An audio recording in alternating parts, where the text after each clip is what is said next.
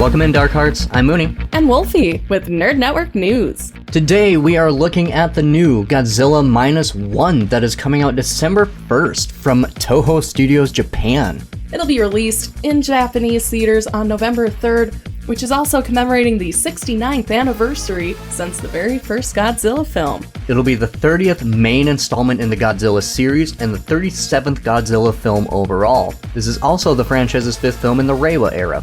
There was a lot of confusion when the film was first released, as they assumed that it would be a sequel to Shin Godzilla. Just so you know, not a sequel. That's right, folks, this is going to take place before the original 1954 film. It looks like it's going to be set in post-war Japan between 1945 and 1947, right after the Nagasaki and Hiroshima bombs were exploded over Japan.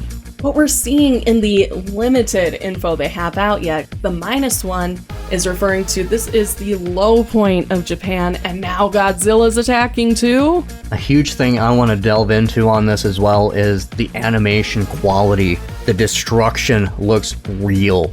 Godzilla looks real. I'll say he looks better than his legendary counterpart, and I love Legendary's rendition on Godzilla. I always find it kind of funny that Godzilla's look is based on a marine iguana, considering that those guys are 100% vegetarians. Speaking of that, they actually brought that up in one of the Godzilla movies. There was one from 2008, they named him Zilla instead of Godzilla. He was literally a mutated iguana from all the nuclear testing they were doing in the oceans. Yes, I mean, if you remember, there was the Bikini Bottom testing, there was, of course, the bombs themselves, and then there was the huge race for nuclear power. Godzilla, in its origins, was created as a warning against using this highly destructive nuclear force as power. That's right, it also shows that nuclear power can really be used in a majorly negative way.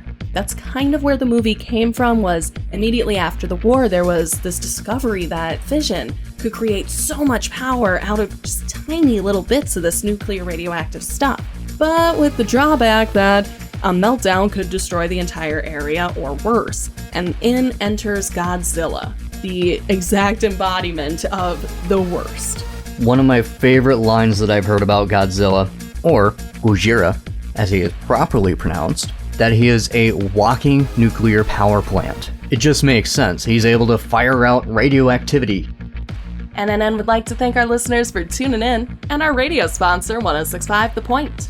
Don't forget to like, follow, and subscribe to DarkHeart_Studios on Facebook and Instagram for updates and daily content. And Dark Heart Studios on YouTube and Twitch for full video versions of NNN and live streams. Thank you for tuning in, Dark Hearts. This is Mooney. And Wolfie, signing off.